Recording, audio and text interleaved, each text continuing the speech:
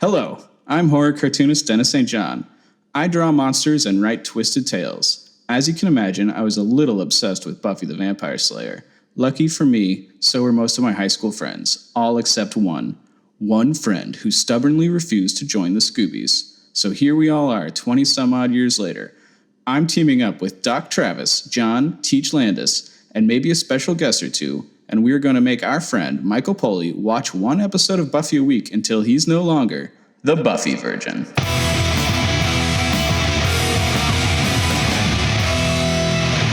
Welcome to Buffy Virgin, a spoiler-free Buffy the Vampire Slayer podcast. We're going to be making poor life decisions because we're watching Season 6, Episode 9, Smashed. Make sure to subscribe to hear all the Buffy and Angel content. I am your host, Dennis St. John. We have special guests with us this week, cartoonist David Yoder. I'm back again. You should have said smash the bell, you know. We're going to smash this like and subscribe button. Why don't the rest of you guys introduce yourself with how much you like socks? Hi, my name is John Landis. I like wearing socks, and I'm not ashamed to admit it. There are people on the podcast who might like to tell you that that's somehow perverse. But I like to say I'm out and proud with wearing socks. Very brave of you. Disgusting. Hi, my name is Travis. I enjoy wearing socks during the day, but nighttime is not a time for socks, in my opinion. My name is Michael. I'm the Virgin. I've only seen Buffy the Vampire Slayer up to the episode Smashed, and I love compression socks, but I am a shoe wearer. I like to wear shoes. Shoes over socks. Shoes over socks. And I wear shoes too much, but compression socks are the bomb. Wearing socks over shoes is difficult. Foolish, even. But you would probably do it, John. This is John's sock.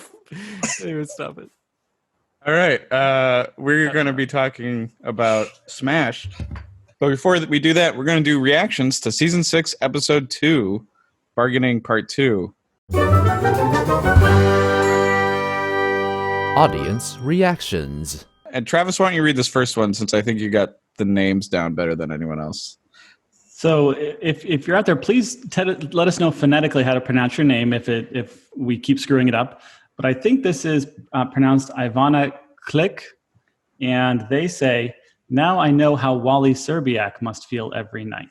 Smiley face. We were, I think, probably just mispronouncing your name all over the place in that episode. So sorry about that. Or maybe it's Ivana. But yeah. That's what I was saying the last time. It's too late for us, but yeah, if you post any comment, please include the full phonetic pronunciation for your name in every comment, not just once. Otherwise, we will forget. John, do you want to read this next one? Sure. Nasala says, not quite the same as resurrecting to put in jail, but on a similar theme, I would recommend Surface Detail by Leon M. Banks. It deals with digital afterlives and hells for punishment. So, a sort of jail. It's worth a read, especially if you like sci-fi. Sounds cool. It's pretty intense, but well worth a read, especially if you like sci-fi. Ian M. Banks. I think you said Liam by accident. Another name mispronunciation. Is that an I? Oh, okay. That's the guy that wrote Wasp Factory, right? I believe he passed away from cancer. Oh. Anyway. Keeping it fun. Rich over on Twitter just wanted to let us know that I have a work email from a Rupert in the UK exercising all my professional restraint to not address him as Ripper. I suggest you do it just like once. See if he gets any reaction. Did I know you back in the Ripper days? All these Buffy triggers just waiting around in everyday life, and you would never know. You would never know. Let's find out what Smash was about by listening to the summary. The summary. In Smashed, the trio steals a diamond using their freeze ray that puts people in critical but stable condition. Tara and Willow are taking a break, so Lonely Willow transforms Amy from rat form into a fellow sorcerer companion. They head to the Bronze and entertain each other with, I think, benignly evil spellcasting. Meanwhile, in the completely wholesome department, Tara and Dawn go to the movies. Dawn and Tara get back to the Summers house after checking out a movie, only to find that surrogate mothers of the year, Buffy and Willow, are not home. After hitting Buffy without feeling any pain, Spike is convinced that his chip is broken and that Buffy came back wrong. The trio confirms that the chip hasn't malfunctioned, so Spike confronts Buffy, and they fight until they fight in an abandoned house that they destroy with their insanely powerful lovemaking. Let's do great lines. Great lines. I liked when Buffy was talking to Spike earlier in the episode, and he was like trying to get her to be like close to him or intimate with him. And then she just says, and to that, an extreme, see you later, which I think is just a great phrase of like just saying extreme, see you later. And then later on in the episode, they're talking about the diamond, and Anya just goes, I bet it's cursed. Diamonds are excellent for cursing, which is great pop culture jokes. I enjoyed this little exchange between Buffy and Amy, which is mostly excellent because of the delivery, which I will totally ruin here. Buffy says, how have you been? Amy says, rat. You? Buffy's like, dead. And Amy goes, oh, an excellent exchange. I also think Buffy had some great lines this episode. Early on, she says, I always wanted a pony, when Spike is saying he should be able to do whatever he wants to criminal ne'er-do-wells, even if they are human. She says, yes, because muggers deserve to be eaten. I just got triggered by Dawn, like you would, when she's talking to Tara, gets her over the house or tricks her over the house. Who knows how that exchange happened? She says, I got TV to keep me company. All it takes to get Tara to stay around. I have, this is from Xander. So what did Captain Peroxide want? Just first time use of this nickname. I think it's a pretty good one. And then this exchange between Amy and Willow, where they're talking about, I can't believe like Xander is engaged. He's like, so what's she like? 1,000-year-old capitalist ex-demon with rabbit phobia? Well, that's so his type. Let's do the kill count. The kill count. So we start this episode with one attempted mugging, then one person frozen but survives, one hand frozen through collateral freezing, one deratting, multiple instances of magical mayhem, including cage dancing and banned gender swapping, and then one house fucked to death. A lot happening this episode. And let's get into it with weird noticings and trivia. Weird noticings.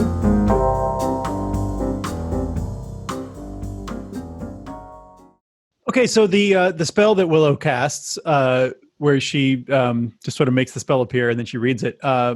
If you freeze frame it, you can actually get the text of the spell, which you really probably could not get from Alison Hannigan's terrible pronunciation. It's an Italian spell, but you would not know it from listening to Alison Hannigan read it. But the spell translates to what was no longer, what was done undoes. Excuse me. Try that again. You're having I can't even read it in English. I'll tell you what, Alison Hannigan just butchered that Italian pronunciation. But the English translation, I mean, that's what was no longer, what was done undoes. Past and the danger over and the test. Put things right. At least that's the Google translation. You know, I just realized that I would love to see like a supercut of like foreign movies, like in French or German or Japanese or Chinese, that used like bizarre English phrases like Humpty Dumpty went up a great wall, or like American like words that are nothing like this reveal thing, and just like somebody just like butchering English into like a nonsensical like American spell because it's exotic, or like eeny meeny miny mo, something like that, but that would sound exotic in their native language. Yeah, I think it's interesting that the power, like Willow's magic is so powerful now that she doesn't have to like pronounce words properly. And that spell came out of the like thin air. She just says reveal. I mean, it was just like she's like, what would she be? She's like level 99. Yeah, this feels now. like wishing for more wishes, that you can like cast this like meta spell and get the spell you need. It's like, well, at that point, her power is infinite. Yeah, I mean, we didn't even get to like the crazy. Well, I'm sure we'll get to the hacking scene. But like it's just so crazy how powerful Willow is. And then how can Amy not tell that Willow looks totally different? Like, she's like, oh, it's been a few weeks. And it's like, Willow looks like she's aged 3 years. So last episode, Willow had very curly hair. She actually, in the episode before that, she looked a lot like Buffy because they both had this really curly hair. But this episode, whether it was subconscious or not, they straightened her hair. She straightened her hair. So her haircut looks really fairly similar. I mean, it's a little bit different, but it looks similar to what the haircut at least, but she looks very, very different. Like, it's not like a couple weeks happened just by looking at her. I'm willing to cut Amy some slack. I mean, like, I don't know what it would be like to go from being a rat to like suddenly being human again after so long of like running in that wheel and like pooping her little pellets in the corner or whatever. I mean, if I was Amy, I'd be pretty pissed at Willow because apparently Willow is incredibly powerful, but she just like forgot how to do this one really simple spell. Or didn't even bother to try again. Yeah. But is it Willow's responsibility? Because didn't Amy cast her own spell to turn herself into a rat, right? Yeah, but it was an emergency situation. It was not just for shits and giggles. But we know from the movie The Witches, that like the rat spell just can't be reversed. That is a serious spell in The Witches for sure. I totally forget how they reversed the Buffy rat spell because Buffy was briefly a rat. How did they reverse that? Amy just reverses it. Amy reverses it. Yeah. I was going to say maybe Amy's just glad that she's still alive because rats' lifespans are not, super long compared to humans. Yeah, I wonder how many different rats they went through. Hey, John, like babies on a can we get the TV freeze show. frames on all the rats? Yeah, let's do some rat frames. I just like that they called it R.I.P. Larry. Like this show doesn't always bring up its dead again, but he's gone but not forgotten. They also mention Amy's dad, who I guess doesn't deserve a phone call or anything to know that his daughter's back and alive or whatever. Yeah. He probably thinks he killed her during gingerbread. Yeah, he definitely would. It'd be awesome for her to like scare him and stuff, like haunt him. That'd be amazing. I guess, yeah, if you're going to be resurrected or like return to your human form after years, you might as well take advantage of that. Might as well exact some revenge, like some proper revenge, bruh. Do you think she wants to take revenge on her parents? I think she probably has the most hostility towards her mom, but that's true. Presumably her mom got all blowed up, right? She was a trophy in the school when it exploded. They already screwed up that. Yeah. Never mind. Oh yeah, so I just want to talk really quickly about this painting on the wall. I've been following this painting. We haven't brought it up in the podcast, but I've been personally following this painting. This painting, it's a painting that is sort of gray and white, and you see little bits of it in different shots. And what it is it's sort of a painting that's a copy of a woman's mugshot. It's kind of a cool painting. It's a copy of a woman's mugshot, and it has her like serial number, which if you Google it, gives you nothing. So don't try. But this was on Tara's dorm room wall, and then it moved into Buffy's house when Tara and Willow moved into Buffy's house. And now that Tara's moved out, the painting is still there, which I feel like is a bit of realism because, like, when you break up, you divide up your stuff, but there's always that like residue stuff that sticks around and is like a reminder. I felt like some feels when I was thinking about Willow staying in that room with Tara's big painting up on the wall. It's interesting detail work, John. Yeah. Also, she's still in Joyce's room, which I know you wouldn't like necessarily move out right immediately, but that's not her room, I thought maybe the painting was that weird cat painting with the flowers, but I don't know if you guys have talked about that one already. I don't think I've noticed that one. It was behind Willow in one shot, and it was so weird, like the abstract, but like in a childish style, like sort of thing. Like it just did not look great. Like I don't know, but it's not worth talking about. And then we go into the museum, and I'm like, I wonder if this is the first time back in the museum since Inca Mummy Girl. I think it's the same museum, right? I mean, what are the chances that they got a separate diamond museum from a mummy museum in Sunnydale? Isn't this the second time that there's been like something from the British collection that has caused mayhem? Yeah, it's funny. Yeah, it's from the British Museum where Giles used to work, right? And also at the museum, Jonathan drops down a la like Mission Impossible Tom Cruise to steal this diamond. And then as they're stealing the diamond, I wrote in my notes, I was like, they're basically like becoming like Adam West, like 60s Batman villains. And then they have the literal freeze gun. Like, this is creepy. So I don't know. I just enjoyed how cartoony they're becoming, or always are, I guess. Yeah. Well, there's no way to like be a serious villain with a freeze ray, right? Nice to meet you. Always, I think I just misinterpreted it based on them being right next to each other. But I always assumed that this was a diamond powered freeze ray, which I know doesn't actually make sense. But that's how you power freeze rays in like. It's a cool idea. Is it a diamond powered freeze ray? I couldn't. No, I figure don't out- think so, because they didn't like okay. pop the diamond in right just then. Okay. I could have. Yeah. I don't know. No, Warren puts it in his pocket. Okay. I did like how they- Warren had to kept prompting them to say, like, you know. Yeah. We were on the freeze ray tour.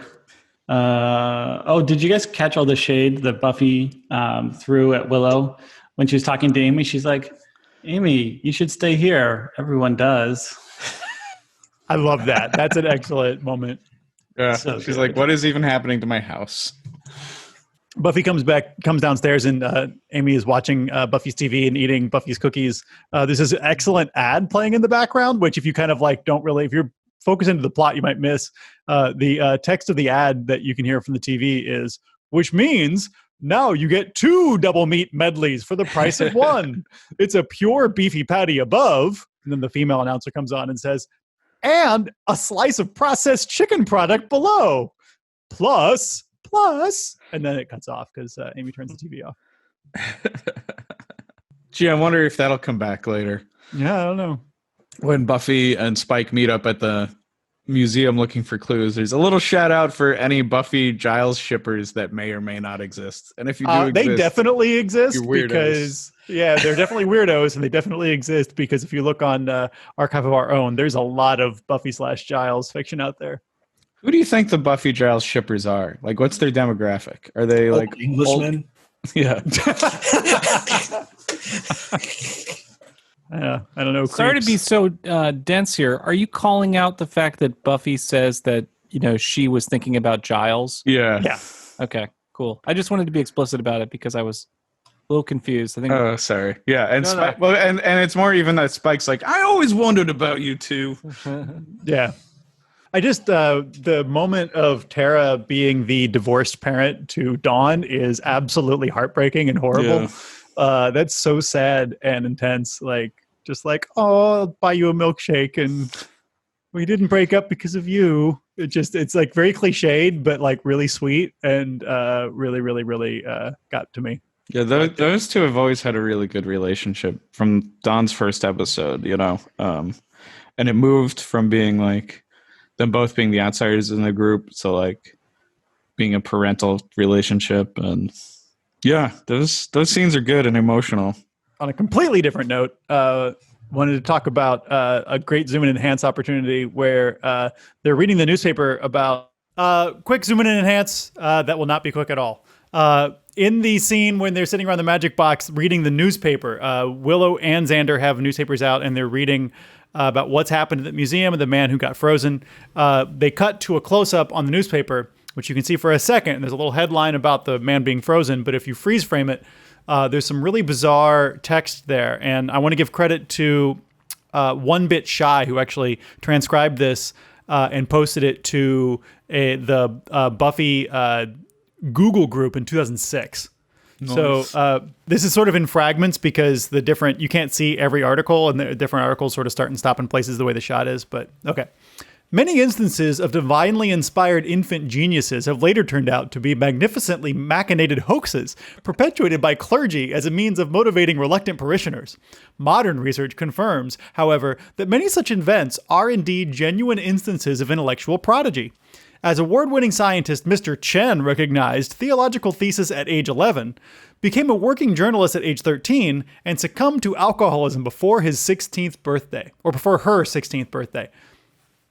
That's the first fragment. Second fragment is, at first glance, it would seem that there are more cases involving scientists who act like managers than cases of infants displaying genius-like behavior. But this provides this proves to be a widespread misperception. The instances of newborn children displaying parodical mental powers are more numerous than would be expected. Many cases of newborn infants speaking forms of gibberish later confirmed to be ancient or foreign languages have mystified researchers for centuries. That's the second fragment. Here's the third. The infant of Lübeck talked within a few hours of birth, learned Latin and French by age 3, and predicted his own death by age 4. That's apparently a real thing. This is a real story. The infant of Lübeck. I've Googled that. It's a real thing. Our downtown, I mean, it's not real. It's a legend, but it's a real legend. Okay, next fragment. Our downtown library represents one of the more easily identifiable modes of anomalously prodigious mental processing. These individuals are known for their ability to calculate mathematical operations involving figures far larger than most people are capable of even remembering. Then one more that One Bit Shy didn't find, but that I found because I am looking in HD, which I have the advantage of in this year, which I don't think they had in 2006. Another section that says, medical services are performed at the Promised Reward Hospital with specialists from Grace of the Angel Clinic on Franklin Street. As the group moved on to their next engagement, the fate of something remains uncertain while the search for the next of kin continues. With the advent of modern medical imaging, third-term fetuses have been observed doing complicated dance movements that bespeak the... And then it cuts off there. This is wild. I thought these were going to be articles about the museum guards, not about... Yeah, no, it's sort of like I think it's like kids. Sort of someone's weird version of lorem ipsum is this. I was able to track down the bit about the infant of Lübeck. There is a similar, not word for word the same, but very, very closely worded version of that sentence, which appears in a book about sort of like historicizing the concept of genius. It's called The Crucible, The Fire in the Crucible, I think. So I was able to track that down to there, but the rest of the text is not from there, even though a lot of it seems to be about similar topic. So I suspect it might be a different work by the same author. I don't know.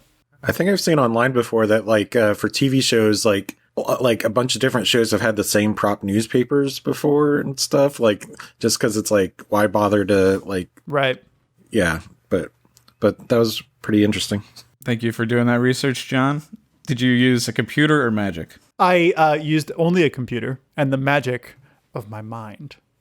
I do want to talk about Willow's laptop, which is a fantastic G3 Snow iBook. This is the first laptop that Apple made that's that classic white iBook look. For a second, I was thinking like, wow, does the Magic Box have Wi-Fi? That's like really early to have Wi-Fi because those, iBooks, that one and the earlier like orange and blue ones that are a little bit more like iconic, were some of the first laptops that came out with Wi-Fi. So it was like, wow, the Magic Box has Wi-Fi in like 2001 or whatever.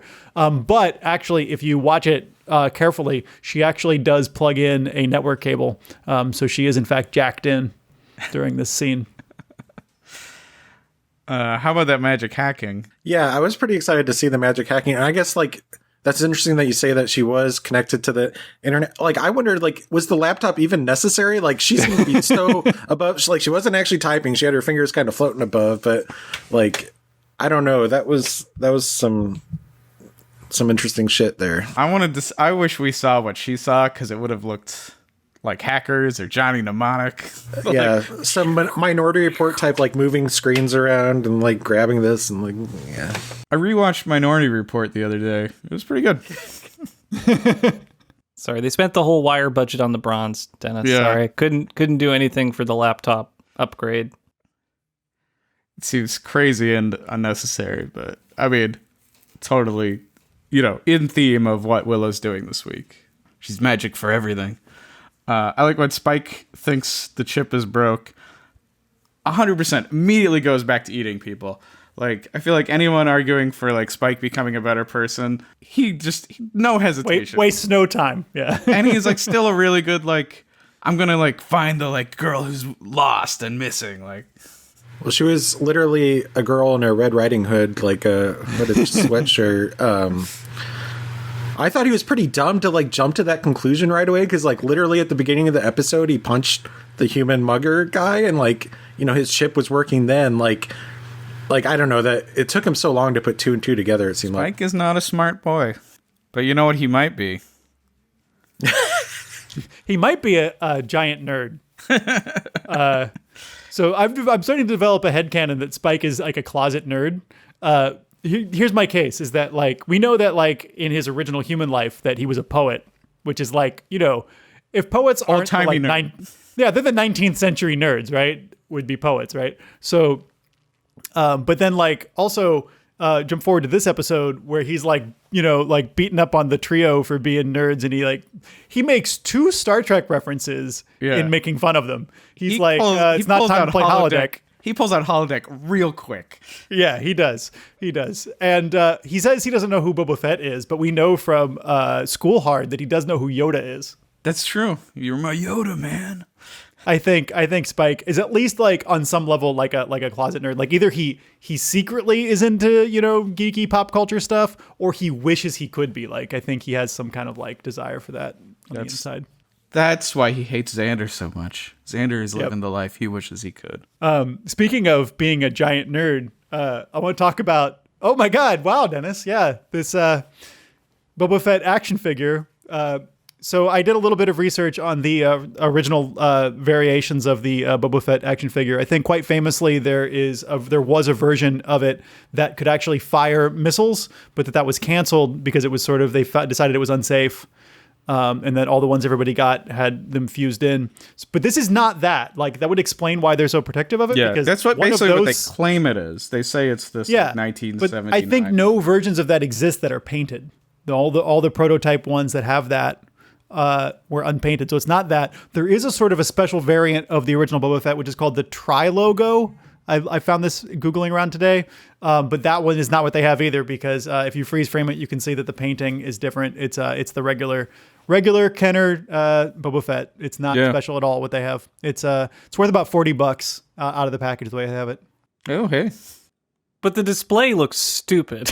Well, the display looks like it costs more than the figure's worth. Like they also say that it's like mint or whatever, and it's like it's only mint if it's in like the box, right? Like I'm we're showing our nerd colors here, I guess, but I mean, collectibles are stupid, but that one's like, that feels so off. Also, like, would a nerd buy something that says the name of the thing so loudly on it? I feel like they made that or had it printed at like a shop or something. I was watching an episode of DS9 last night, and it's the one where they go to get the Sword of Kahless. And it actually bothered me that they take the Sword of Kahless, but they don't take the display that it's on. I'm like, that's got to be worth something also. How are you going to show this in your house? Display matters. Yeah, don't forget the frame when you steal that art, okay? That's right. Old-timey crooks. Sometimes the frame is worth more than the art, for real. Do you think Jonathan or Spike like have any memories of their interactions from Superstar? Because they had like that antagonistic relationship. I don't think they do. I don't know. Does Jonathan even remember the twins from Superstar? Like, I'm sure he remembers that. That's important, close to his heart. No one got mind wiped after that. Like, everyone should remember it, but it hasn't really been brought up. Yeah. It's weird. It'd be a fun opportunity, but, you know, whatever. Just feel like it didn't happen. John, to kind of lean on your Spike is a closet nerd thing, they're talking to him about Doctor Who, which he denies or does not say anything about, but I wonder if he's a Doctor Who fan. And then they also... Andrew says he's watched every episode of Doctor Who. There's literally no way that is possible. Yeah, it's literally impossible, because there's like 2 lost episodes. Friggin' possible. I guess... Andrew, you goddamn liar. But I think we're proving who the real trio is. Yeah, I was more wanting to mention how Andrew said that the Red Dwarf DVDs were not out yet. And I looked it up, and Series 1 didn't come out till 2003. I don't have Series 1, but I do have Series 2, 3, 4, and 5 here to show my nerd colors. So just thought I'd share that with you guys. I was thinking, though, that, like, we were definitely watching Red Dwarf in high school. I guess we were watching... You could watch it on PBS. PBS and VHS from the library. It was almost weird for me to hear DVD. Like, I know it's 2001 or whatever, but this feels like an early thing to, like, be mentioning that. I think that's about when I first got my first DVD player. It was about 2001. So how advanced is the sensor in Spike's chip? Like, that it can, like, detect Buffy's not fully human now or something. Something's wrong. Like, I don't know. Just when you think about even what like facial recognition software is now in 20, Right. Whatever year we're in, 2020, it just seems like Is wild. it based on? Is it on some level based on Spike's perceptions? Like, is it because it gets based on Spike on some core level believes that Buffy's not human now, and so that he's would be able to attack Spike's her? issues, not Buffy's. Well, yeah. Well, it's also interesting to like that like she wasn't considered outside of the realm of being human as just being the Slayer, because like she has like special abilities and stuff by being the Slayer alone, right? Yeah. I mean, it's probably just a simple, the simple for the initiative to build something that tests to see if you have a soul or not. But like, Could Spike punch Willow because she's a witch? Like, or is that like she's still human? He can't punch Tara. We know that. Okay. It just seems like, I mean, it exists only because the story needs it to exist, but it is like, this thing is just a chip. It's not a chip. It's a plot device, so Spike can be relatively good, like chaotic good, instead of being his pure evil that he wants to be. well, I love this whole scene in the bronze. I like Amy and Willow out on a hang zone at the bronze. And I love seeing, the best part of that scene for me is when Willow's put on the spot, when Amy magics a woman to come over and hit on her.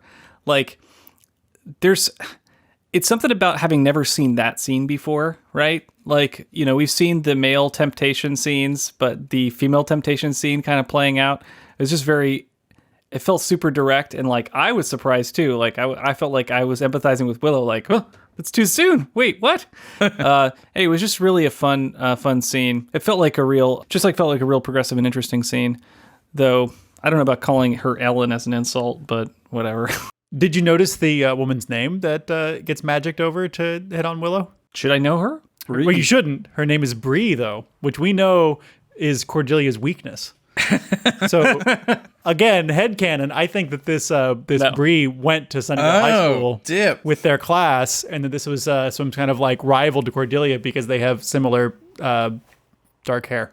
This whole time we thought they were talking about cheese. They're talking about Larson over here. Amazing. I thought it was weird when they like turned off the spell that she was just kind of like, oh, I don't see what's so special about you now, or something. Like, what is that switch going off there? That it's like she doesn't want to hit on Willow anymore. Like, well, she was there with somebody else. Yeah. I think is the implication. And then she goes back, and then the girl she was with is like, what the hell? Yeah. Another zoom in and enhance moment. If you will be so kind as to scroll down to the bottom of the document. It's a little bit hard to see because there's a pole in the way and the camera kind of pans past it, so you can't see the whole thing at once. But there's a poster there that says, "Keep our school safe. Stop arson," which is an amazing public service announcement. seems like it could be used in Sunnydale, though. I'm sure. Yeah, absolutely. These were put up as soon as Buffy transferred into the school. No, these were put up after that fucking motorcycle gang went through town, right? Yeah. Like that. They probably blamed it on kids because they don't want to acknowledge the existence of monsters. Because they also hit up mailboxes. It's like coffee shop burned down, mailboxes destroyed. We need to stop arson. Kids don't know. I almost put this in the questions for the group, but I don't think this is how your questions work. But so is Xander the best male in this episode? Because, Spike is like basically negging Buffy because he's not getting this physical relationship he wants. The trio, of course, are just being their normal trio selves. And then there's those gross dudes at the Bronze that we've mentioned who, call Willow Ellen and also say something with Amy about, like, come on, you're going to leave us hanging about getting us all worked up with dancing like that. It's like, what the, what? Yeah. But, last time we saw two guys dancing on one girl, it was Faith, and she could handle that. I wish they had recast the same guys. That would have been great. I don't know if it is, but Xander's kind of decent in this episode, right? He doesn't do anything gross, at least. He doesn't do anything gross. That's right. I think since season 5, Xander's been all right. Yeah. Whether that trend continues is up to predictions, but... Man, you're such a prediction baiter on Michael. Prediction baiter. The Dark Prince baiter. Yeah, you want to get just more ambiguous predictions about Xander that can't be interpreted. Love it. Xander will do something perverted. Wait, that wasn't No, a perverted. vague prediction that can be interpreted either way depending on how the outcome actually comes out. Xander does get chided, though, for reading a Dungeons & Dragons manual while they're trying to research who stole the diamond. And my main thought was, like, the Scooby Gang should play D&D. Like, especially for Anya and Xander, like, what is their fun outside of, like, themselves and, like, going to work? Like, it's looking up, like, demons and things. It's like, they should relax and just, like, roll some D20s. They have Trivial Pursuit at the place. They do have Trivial Pursuit, yeah. They have Trivial Pursuit in their apartment. We've covered that before. But that's couple fun. They need to have, like, group fun. Like, I don't understand why a D&D manual isn't helpful. Like, they live in a crazy universe. Why, like, they live in a world with vampires and demons and shit. Why wouldn't a D&D manual be, like, authoritative? Oh, okay. So just want to give a quick update on bronze bands. Apparently, we get bronze bands again all of a sudden. We haven't had bronze bands in ages, and now it's 2 episodes in a row. Yeah. And in this episode, we get 2 bronze bands. So the first one is a band called Virgil. They have 3 different songs in this episode, which you can find on YouTube, and all of the comments are 100% people being like, I love this episode of Buffy. All these songs are from their 2001 self-released and self-titled CDR CD. Whoa. Yeah. Yeah, and but they had a real proper release on their second album after this in 2004. And then the band they get turned into is a band called the Halo Friendlies, who is an all-female punk band. They've had 4 albums between 98 and 2002, so this is right in the middle of their existence. And those are our bronze bands. Awesome. the one guitarist for Hello Friendlies, like, I thought looked exactly like a female, like Kurt Cobain, like with the hair and like had a grunge sweater. So Amy seems pretty powerful with magic as well. Like, she's kind of matching Willow, like, spell for spell on, like, all this chaos or, like, the unrestrained magic that they're doing. Like, I just thought that was interesting. Like, I know we know she's a magic user, but, like, also that, like, it came back so naturally for her after being a rat for, like, so long. I think you'd need to practice maybe, but I guess not. Yeah. She seems to have advanced in rat since she was a rat. Or maybe not. Maybe she'd been restraining her magic use all through high school. Or she's been seeing Willow and picking up, like, like how Splinter learns ninjutsu as a rat. Yes! Oh my god. I love you, Dennis. Mimicking my master's moves from my cage. Oh man. What other Buffy podcast is talking about that? Well, isn't her mom also a witch, right? Like, she has... Yes. Yeah. She has some Yeah, kind but of, like... you don't get the home team impression advantage. in season 3 that her powers are nearly this powerful. She does seem to have leveled up a lot during the rat years. Yeah, I mean, this is just what happens when you have a character that joins late. You got to just bring him up to the level, Like, no explanation needed. Like, what happened? Oh, she dreamed a bunch of magic shit. It's cool. Living in the witch's room, just absorbing some of the energies, watching that magic happen. I mean... Yeah, you can't have like a level 1 user join your campaign when you've all been playing for like 3 years. The other final scene here in the episode is this abandoned house where Spike and Buffy have their fight flirting. And like, I noticed there's like a crystal chandelier. Like, what is that doing in this abandoned house? Did you guys see Yeah, this? how has It's that like, not been picked over before? right? Like, what's going on? There must be just so many abandoned houses in Sunnydale that, like, they're not able to ransack them properly, I guess. If I was somebody who, like, if I was, somebody who wanted to go looking for valuables in an abandoned house, and I am, but if I was that and I lived in Sunnydale, I would probably be very careful about the abandoned houses I went and investigated. Right.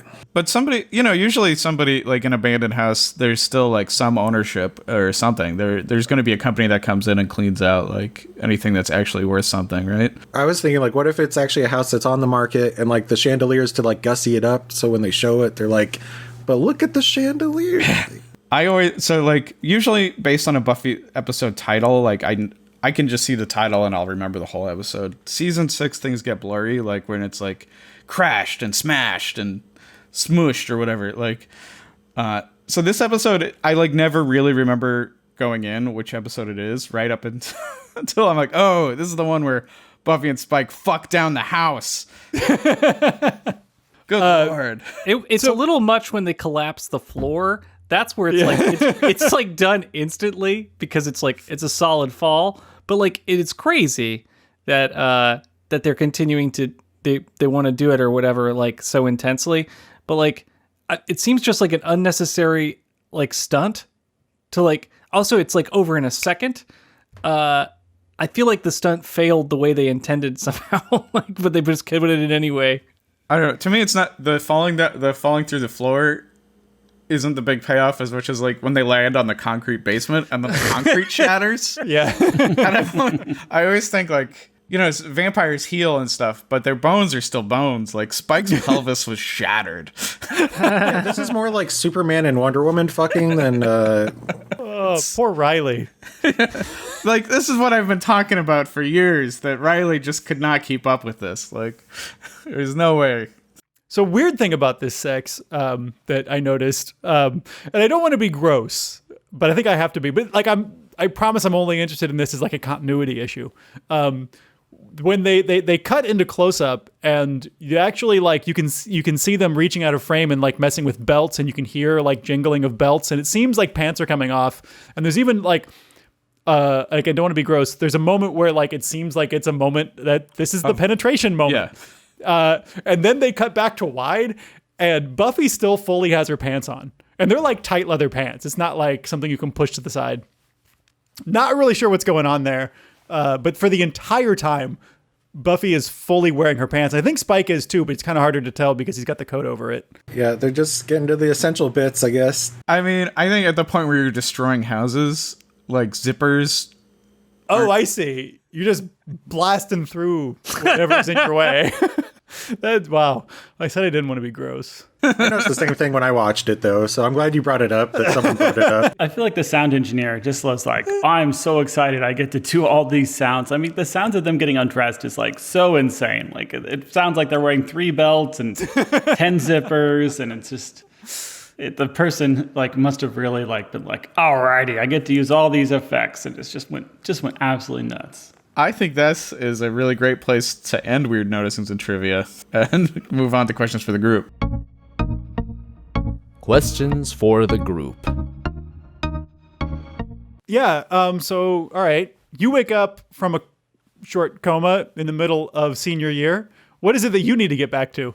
Okay, so I'm like back in high school. Or at least you think you are. Like Amy, you maybe it's now, maybe it's later, but you think you think you've woken up in the middle of senior year. God, and then I see like myself in the mirror and I see all my like my white beard and stuff. Good Lord. Oh, so alarming. You don't check the mirror right away. What do you do besides that, Dennis? What is it that you can't wait to get back to? Like Amy's like, I gotta go ask that guy to the prom or whatever.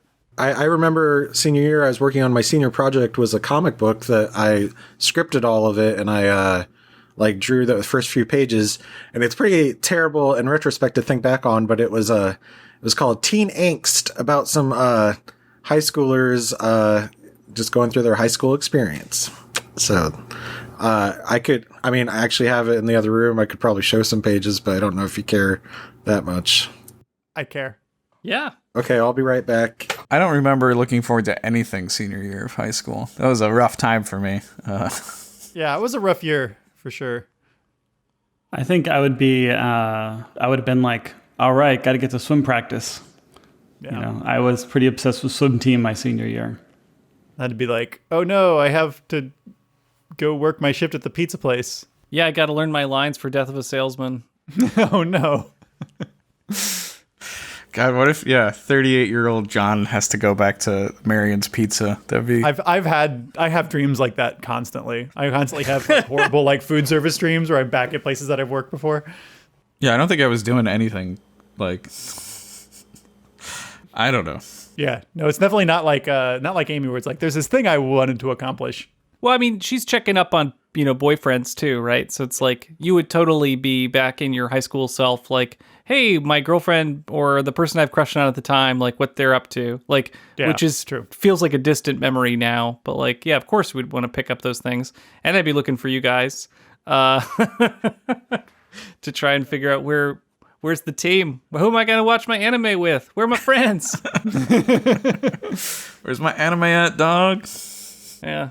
I don't know. It's a hard time to come back to. I mean, senior year was just a tough year, period. I couldn't find anything other than this is like the cover that I did. It's Oh, a wow. copy. It's a cracked mirror. I actually I ended up love doing a painting of the cover. But it was like so there was the girl in the middle had a Superman type shirt, but it had an M on it, and her name was Melinda, and she was kind of a shy girl. That these are her two friends. There's Bud or Bub, I think, this like kind of slacker dude, and then Ken, this nerd that's not even looking the right way or whatever. And they all have their own like kind of objectives that they have to meet by the end of the story. Like hers is that she writes poetry, but she's shy, so she does the school talent show and reads a poem. That's cool, man. So is it a personal story or? No, is it's it just fiction. Fiction? Neat. I feel like you're so auto-bio from the stuff I've seen of yours, so it's surprising to see fiction, but that's cool. This is before he found his style. This is high school. My question is for the doctor in the room. Can you survive being like flash frozen by a freeze ray that is not diamond powered? And getting thawed out by hair dryers. I thought for sure they're gonna realize that they killed this guy. There's no way this guy's alive. Like, it's one thing to be like cold and have hypothermia. It's another to actually be frozen solid.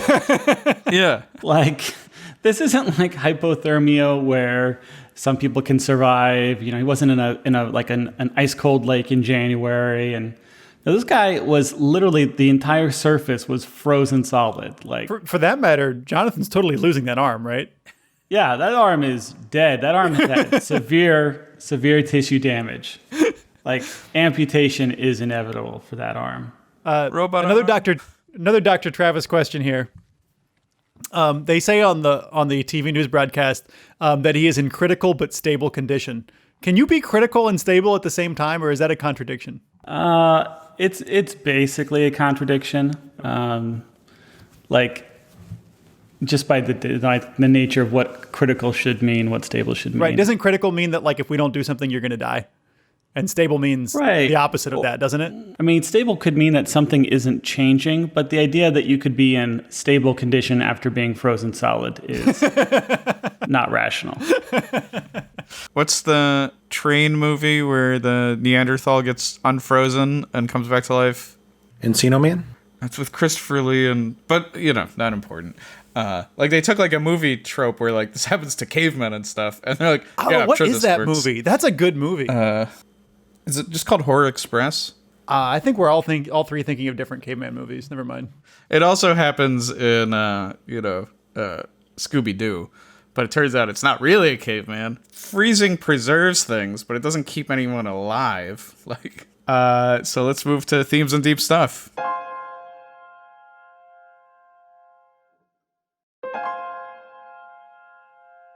Deep stuff.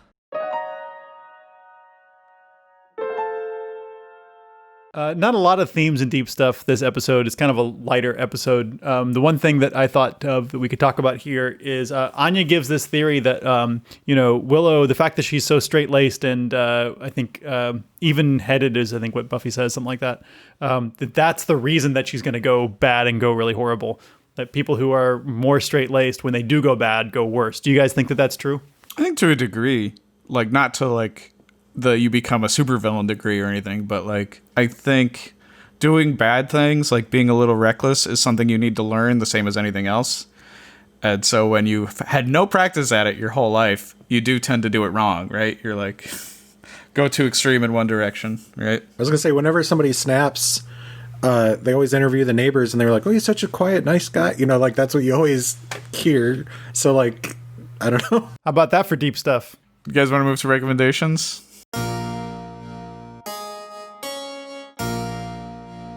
Recommendations. So I really thought that the freeze ray was diamond powered, and that's why I recommend Congo. And I was wrong, but I love a good diamond powered device. And Congo, you need to get diamonds to get the lasers to work. I mean, it's still all about diamonds. That movie is super fun. It's not good, but it's not as bad as people remember because those ape effects are really great. They got to go into the Congo to get the diamonds. They need the talking. They have on their team the talking ape, and then they meet the monster ape hybrids. Bruce Campbell has like a cameo in this movie. Like people talk about it like it's a Bruce Campbell movie, but it's not. But it is a Tim Curry movie. Also, I'm kind of amazed I've gone this long without recommending it, but because we're talking freeze rays this episode, we might as well bring up Dr. Horrible's sing-along blog. The other musical that Joss Whedon did, starring Neil Patrick Harris and Felicia Day, because it also has a freeze ray, although specifically it freezes time instead of ice. And then I was like, let's think about movies with like sex so crazy it breaks things. So The Human Tornado, the second Dolomite movie, this scene is referenced in the Eddie Murphy Dolomite Is My Name, but it doesn't take place in the first Dolomite movie. It takes place in The Human Tornado. He breaks a wall and a roof with his sex. And then the sequel to The Dark Knight Returns, the sequel to The Dark Knight Returns, the Frank Miller comic, Superman and Wonder Woman get together, and they like basically break the world with their sex. That's what I was talking about. That's what, David was referencing earlier. It like causes like massive earthquakes, like battleships are lost, like Oh no. the earth is like legit almost destroyed from these two banging.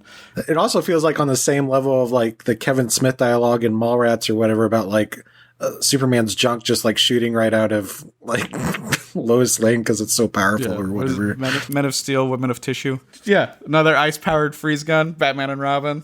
Oh yeah. I did have a list of a lot more like monster sex, but I was like, I can't keep going back to this well. That's I'm sure just you've a whole already other recommended podcast. it, but like Shape of Water, like they like flood the apartment. Yeah, I'm sure I've recommended Shape of Water before, but if I haven't, let's do predictions though.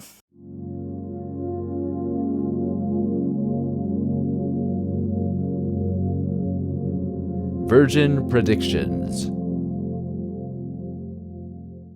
Michael, your overall accuracy at this moment is a 63.1%, where your accuracy for this season alone is a 69.7%. So let's take a look at the predictions. A lot of predictions to talk about this episode, so I hope you guys are strapped in for a nice long predictions. So back, season 3, episode 11, you predicted that no parent will mention the witch hunt again. It never happened. So, I was maybe gonna think about trying to confirm this one if you hadn't said no parent, because I thought you had said no adult will mention the witch hunt again, and that you could argue that Amy clearly remembers it, and she's an adult now, but it says no parent. I don't think there are any parents that remember the witch hunt that we know of. It's definitely important that it be parents because they're responsible. Right. That yes, of course. Not even surrogate parents like Buffy or Willow and. Wait, no. Okay. In season 4, episode 9, you predicted that Amy will have another scandalous reveal. Her first scandalous reveal, of course, being when she appears briefly naked on the bed. This is her second scandalous reveal because she does the exact same thing again. So that one is confirmed. Well done, Michael. I don't know why it's necessarily scandalous, but I'm just saying she appears in front of like one person. It's not like she's like accidentally like naked in the school or something. Well, she wasn't Like wearing little rat clothes. It was just completely nude. So that's scandalous. All right. We're going to call this scandalous just because I can't justify not calling it scandalous. Okay. All right. In season 4, episode 19, Michael predicted that Amy will need to be transformed back into a human because of the cat. And that is not why she was transformed back into a human. The cat has not been mentioned for a while. We don't know what's going on with the cat. Nope, Willow just was bored. So that one's denied. Okay. That would have been a better reason, I guess. But okay. Season 5, episode 2, the Scooby Gang will play new board games that break the classic board game trinity, which includes Clue, Life, and Monopoly. So they do have a D&D manual. The question is, do you think that the Scooby Gang is actually playing D&D? Does that imply that they're actually playing?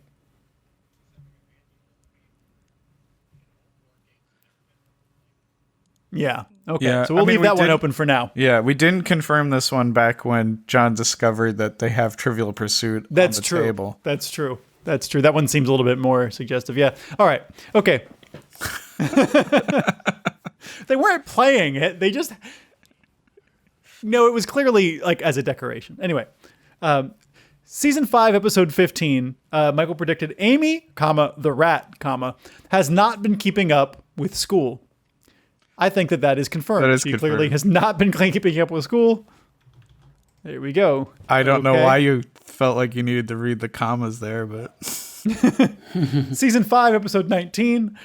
Michael predicted Willow will cast a spell to forget Tara. Now, you can read this prediction two ways.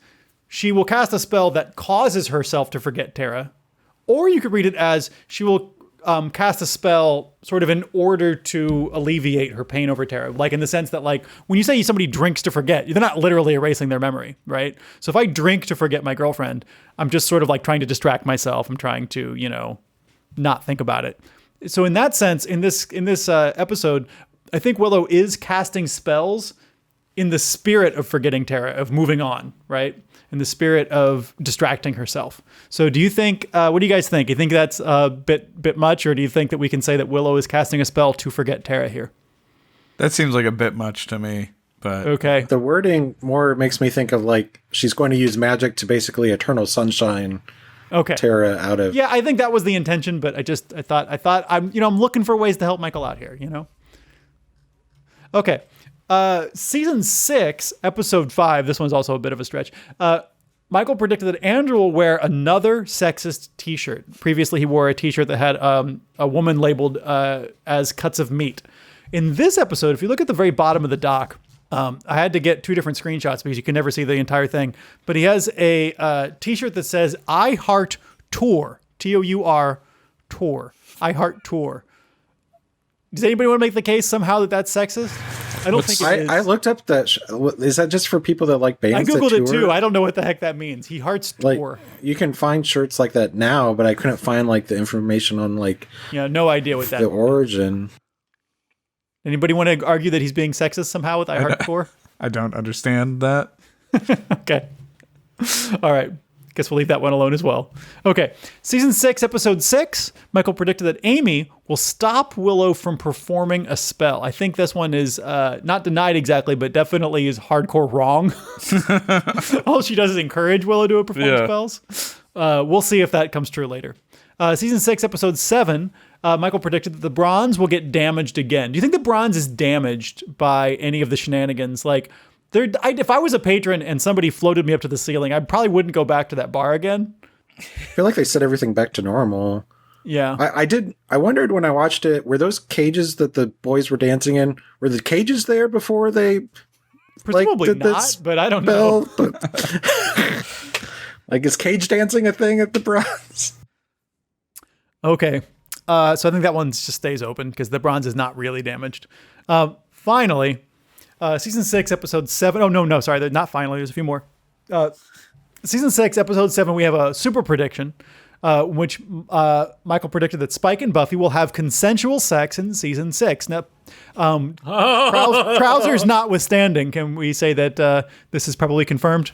Yeah. Okay. All right. Rough sex does not mean it's not consensual. No, I'm not that. I'm just saying wearing pants probably means you didn't have sex at all. Is what I'm saying. Well, she definitely we saw the instigated insertions shot. Like, we didn't see the insertion, sorry, but we saw. Yeah, this saw was the still on gap. CW or whatever, right? Okay. This is UPN. UPN. Wow, anything goes on UPN. All right. Buffy will hide, season 6, episode 8. Buffy will hide her relationship with Spike in the next episode, season 6, episode 9. I think she has hidden the relationship in this episode. Yeah, she almost said it to Willow, but turned back at the last moment. Okay. And finally, season 6, episode 8. Willow is not going to stop casting spells the way that she promised Tara. That is confirmed as well. So that's a lot of confirmations, actually. That's 1, 2, 3, 4. I feel like we could deny Willow keeps the 5 cat confirmations because we just and didn't see 1 the cat. But denial. Well, we don't know. That cat could be hiding. 5 confirmations and 1 denial. And a super confirmation. Yeah, one of them being a super confirmation. So that's a pretty big deal. So that means, Michael, that your overall accuracy goes up to a 63.77, and your accuracy for this season goes up from a 71.79, thus raising you from having a D in season 6. You are currently at a C average in season 6. Well done. You know what? D psychics still get hired. They still keep their jobs. Okay, well, I have some new predictions here, one of which is going to be contradicting a previous prediction, which is fine. You can have predictions that go both ways. So prediction 1, I think one of the trio is going to be killed. It feels inevitable now. There's just something disposable about their behavior. It's a little bit more reckless this episode, like the misused freeze ray. I'm like, and I want to say will be killed. Like, they might just kill themselves, to be honest. Like, I don't fucking know. Like, they're the Batman villain idiocy, like, that's a fun emotional payoff to kill a Batman villain, like, in a dramatic, gory, or emotional way. So, anyway, I don't want to just speculate, but one of them will be killed. Amy will attack Buffy. She's loyal to Willow now. There's going to be some reason for her to attack her, not thinking through who Buffy is or what that means. Like, she doesn't get that Buffy's the Slayer or that whole world, as far as I can tell. So I think she'll attack her flippantly. Who knows? But she will attack Buffy. That is the prediction. I have another one. This is John's Curse. We're going to see the lorem ipsum text from the newspaper in this episode in a future episode. That means any of that text, any segment, if that reappears, it doesn't have to be a whole paragraph. It could be a sentence, and that'll be was reused. This is dumb, but just because like they're threatening nerd stuff, at least one action figure will be destroyed in season 6. And destroyed could mean like, burned, broken, snapped, stepped on. Just like nerdy shit's going to get destroyed. Like, we got a lot of mileage out of that Boba Fett figure this episode. A lot of triggers there. But like, anyway, I could just say nerdy collectible will be destroyed, but I'm just going to say action figure. It's Chekhov's action figure. That'd be hilarious. And then the super prediction, I feel like Amy is not going to last very long. I think she's going to die. She's not going to survive season 6. Just her behavior feels super reckless, and she's encouraging recklessness. I mean, she's not going to last. Awesome. We got all those down. We do. Those all seem very clear to me. Not a lot of room for argument. Not yet, until you forget that this happened. You'll notice I did not get into an argument about the word relationship during predictions this week. I just let that go. Hey, Yoder, where can people find your stuff, and what kind of stuff do you do? I draw comics, sometimes better than that high school one that I showed you. Awesome Yoder is my Twitter handle. And I'm hoping, I don't know, been kind of sluggish to do it, but I want to revive my movie reviews, David and David at the movies.wordpress.com, and start that back up to review some movies. Not new movies, because there aren't any, but like maybe just some old movies. You could, review Troll 2 World Tour. I'm not fucking reviewing Troll 2. And I make monster comics, and you can find them. And recently I've been making dream comics that also have monsters in them. But you can find them on my Patreon, which is Dennis St. John, DenisStjohn, or I'm online everywhere as at Dennis Comics, DenisComix. That's my Twitter, my Instagram, my .com, and you can find my monster comics places. All right. Thank you one and all for listening and talking to us at Buffy Virgin. Don't forget to rate us, review us, describe to us what you think about us. We'd love to hear it. You can watch our YouTube. That's where we harvest most of our comments. And I really appreciate it. Our Twitter is Buffy Virgin Pod. Our Instagram is Buffy Virgin. We'll see you in hell.